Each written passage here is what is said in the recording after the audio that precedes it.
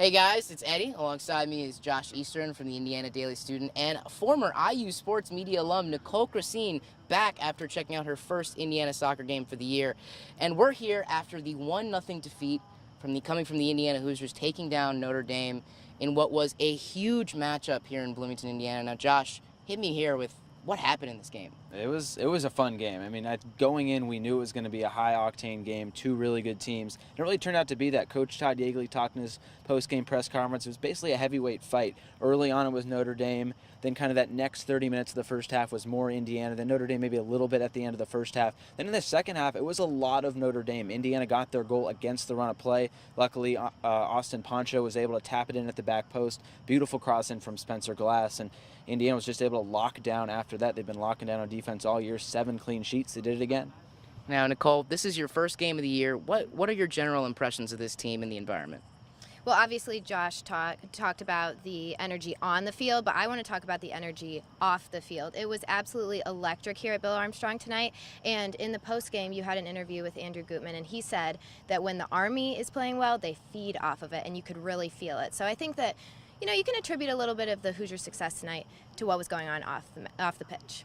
That's obviously lovely to hear if you're an Indiana fan. Now, looking at mentality and energy and all of this game was a huge revenge game for the Hoosiers. Last year, they lost 4-0 against Notre Dame. And then just the thought process of it's an in-state rival and they're a top 10 ranked team. What do you think the confidence level was into this game and how much that played into the way they played tonight? I think coming into this game, they knew how big of a game this was going to be. I don't really think they were thinking about last year all too much. Although Yeagley mentioned wasn't a fun bus ride home after that from South Bend last year. But this is a new team. There's a lot of new playmakers on this team. Mason Toy started, Griffin Dorsey started, Trey Muse started. Those are 3 very integral players to this team. They're all freshmen, so they don't really know what happened last year. Austin Poncho and Spencer Glass were talking about it after the game, and they were saying that they weren't really thinking about last year all too much, but in the end, a lot of people off the pitch were probably thinking of last year, and they definitely got the revenge. Now, when you make first impressions of this team, it's obviously going to start looking at the defensive line.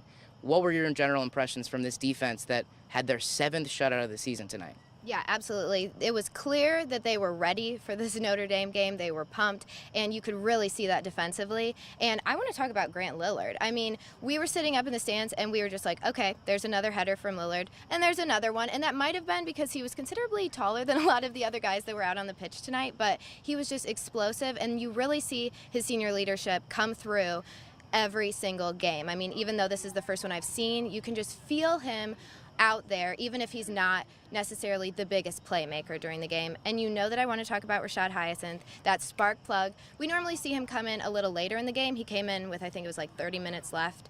But, you saw him again come out, and just his presence out there as well helped them out a ton on both sides. So Now, this, of course, was a huge matchup for the Hoosiers, just that next hill to climb realistically on that schedule. Josh, what do you think their outlook is moving forward? I mean, they're the #1 team in the country. They just beat the former #1 team in the country. I think you kind of know where this could lead. I mean, they have to be considered one of the favorites for the championship at this point. I mean, you just came out and beat a Notre Dame team that's in one of the toughest conferences in the entire country in the ACC, and you beat them 1-0 on your own field. And I think carrying that forward, you're still going to play a lot of tough teams. There's 5 more ranked teams that you're going to play that were in this week's rankings down the road. So there's still a lot of soccer left to be played, but so far, I mean, it's looking pretty good.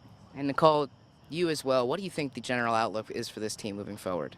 I mean, I think it's fair as an alum now. I can say biasly that I think this is a national championship team, that I need it to be a national championship team. But no, I mean, I can see it. Like we've been talking about this whole time, they are just energetic, they're electric, and they have so many moving parts that are going to be able to push them far in the postseason. So I'm looking for the title. And that's almost a fair thing to say at this point. Yeah. The #1 team in the country, Indiana Hoosiers, take down an in-state rival, Notre Dame, right here in Bloomington. Thanks, guys.